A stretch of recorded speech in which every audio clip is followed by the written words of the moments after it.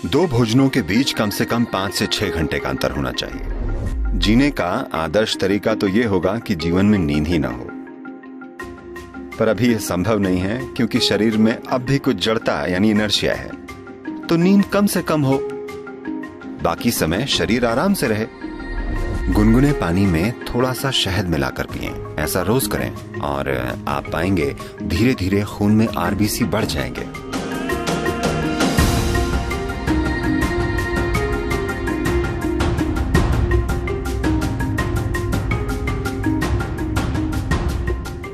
अगर भोजन की बात करें, सबसे महत्वपूर्ण चीज जिसका आपको ध्यान रखना चाहिए वो ये है, किसी दिन जब आप कोई भोजन खाते हैं, चाहे आप जो भी खाते हैं, आपको ध्यान रखना चाहिए कि वो भोजन कितनी जल्दी पचकर आपका हिस्सा बन जाता है। कोई भी भोजन अगर 3 घंटे से ज्यादा पेट में रहता है, यानी आपने खराब खाना खाया है। वो भोजन या तो आप छोड़ दें या कम से कम खाएं। अगर भोजन 3 घंटे में पेट से आंतों तक पहुंच जाता है, यानी आप कुछ ऐसा खा रहे हैं जिसे आपका सिस्टम अच्छे से पचा पाता है। शायद वो सबसे अच्छा भोजन ना हो, पर सिस्टम उसे पचा पा रहा है। और 2 भोजनों के बीच अगर आप 5 से 6 घंटों की दूरी बनाए रखते हैं और बीच में अगर कुछ भी ना खाया जाए, तो आप पाएंगे कि कोशिकाओं या सेल्स के स्तर पर सिस्टम में सफाई होगी। सेलुलर स्तर की यह सफाई स्वस्थ जीवन के लिए सबसे जरूरी और सबसे ज्यादा महत्वपूर्ण है। तो 2 भोजनों के बीच कम से कम 5-6 घंटों का अंतर होना चाहिए। अगर आपकी उम्र 30 से ज्यादा है तो दिन में 2 बार अच्छे से भोजन करना काफी होगा। एक सुबह का भोजन और एक शाम का। शाम के भोजन के बाद कम से कम 3 घंटे रुककर सोना चाहिए और कुछ शारीरिक काम होना चाहिए।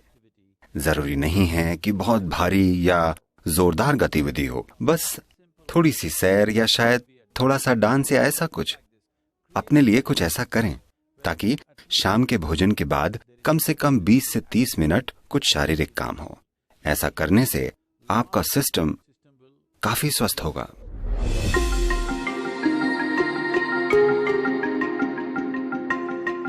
एनीमिया होना यानी खून ने अपना लोहा खो दिया है, यानी आपने अपनी ताकत खो दी है। ठीक है, शरीर की ताकत चली गई, आप थका हुआ महसूस करेंगे, बेवजह थकावट होगी। क्योंकि जब लोहा कम हो जाता है तब खून का ऑक्सीजन शरीर में अच्छे से नहीं पहुंचता, यानी आपका शरीर, आपका हृदय, आपका दिमाग सब कुछ ज्यादा काम नहीं कर पाएंगे क्योंकि आपके पास ऑक्सीजन कम है।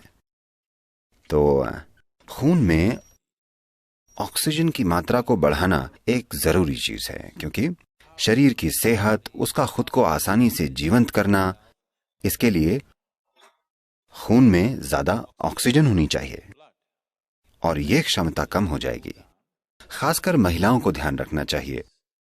उनके शरीर की प्रक्रिया के कारण उनमें हीमोग्लोबिन की कमी हो सकती है, जिससे खून में ज्यादा ऑक्सीजन नहीं समा पाएगा और बेवजह वो थक जाएंगी। अगर आरबीसी कम है तो बुद्धि पर भी असर होगा, क्योंकि दिमाग में ऑक्सीजन कम होगा तो इसका असर शरीर और दिमाग दोनों पर होगा। तो इससे बचने का एक सरल तरीका है, रोजाना हल्के गर्म पानी में थोड़ा शहद मिलाकर पीना। रोजाना ऐसा करें।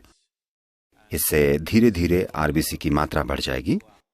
खून में ज्यादा ऑक्सीजन होगा तो अचानक ज्यादा ऊर्जा महसूस होगी, अचानक सब सक्रिय हो जाएगा, शरीर का कायाकल्प होगा, मृत कोशिकाओं की जगह नई कोशिकाएं पैदा होंगी। जो जड़ता आप अपने शरीर में और अपने मन में महसूस करते हैं वो बहुत कम होने लगेगी।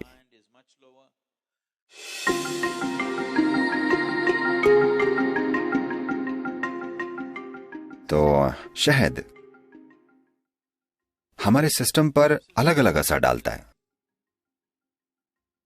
कच्चे शहद का एक तरह का असर होता है, ठंडे पानी में पीने से उसका असर अलग होता है, हल्के गर्म पानी में पीने से अलग ही असर होता है। हम यहां इसे हल्के गर्म पानी में पीकर सिस्टम को खोलना चाहते हैं। If you put it into boiling water, some part of honey will turn poisonous. उबलते पानी में डालने से शहद का कुछ हिस्सा जहरीला हो जाता है। तो इसे कभी भी उबलते पानी में नहीं डालना चाहिए या इसे पकाना नहीं चाहिए। मैं जानता हूं कि पश्चिम में लोग शहद के केक बनाते हैं, वो इसे पकाते हैं। एक तापमान को पार कर जाने के बाद शहद जहरीला हो जाता है। तो आपको इसे ऐसे तापमान में रखना चाहिए कि ये पीने लायक